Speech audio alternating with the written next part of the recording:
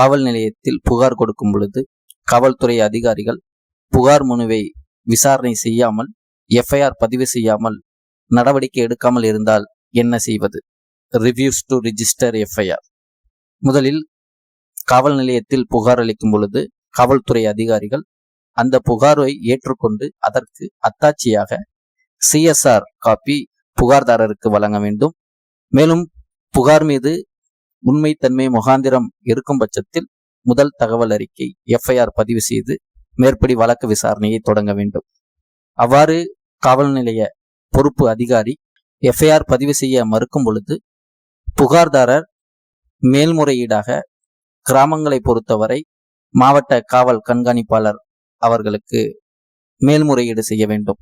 மேற்படி புகார் மீது நடவடிக்கை எடுக்க சொல்லி உத்தரவு பிறப்பிப்பதற்கு மேல்முறையீடு செய்ய வேண்டும். நகரங்களை பொறுத்தவரை மாநகர காவல்துறை ஆணையர் அவர்களுக்கோ அல்லது காவல்துறை இணை ஆணையர் அவர்களுக்கோ தங்களுடைய புகாரை மேல்முறையீட்டு மனுவாக நடவடிக்கை எடுக்க சொல்லி காவல்துறை ஆணையருக்கு புகார் மனு செய்ய வேண்டும்.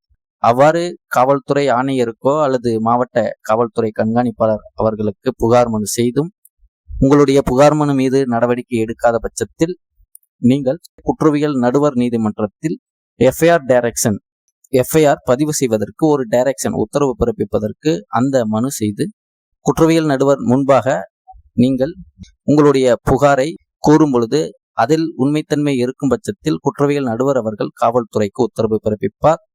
அவ்வாறு உத்தரவு பிறப்பித்தும் காவல்துறை அதிகாரிகள் உங்களுடைய புகார் மீது நடவடிக்கை எடுக்காமல் எஃப்ஐஆர் பதிவு செய்ய மறுக்கும் பொழுது அதனை எதிர்த்து மாண்புமிகு உயர்நீதிமன்றத்தில் ரிட் வழக்காக எஃப்ஐஆர் டைரக்ஷன் பெட்டிஷன் வழக்கு தாக்கல் செய்ய முடியும். அவ்வாறு வழக்கு தாக்கல் செய்யும் பொழுது உங்கள் புகார் மனு மீது நடவடிக்கை எடுக்கப்பட்டு முதல் தகவல் அறிக்கை பதிவு செய்யப்படும். நன்றி.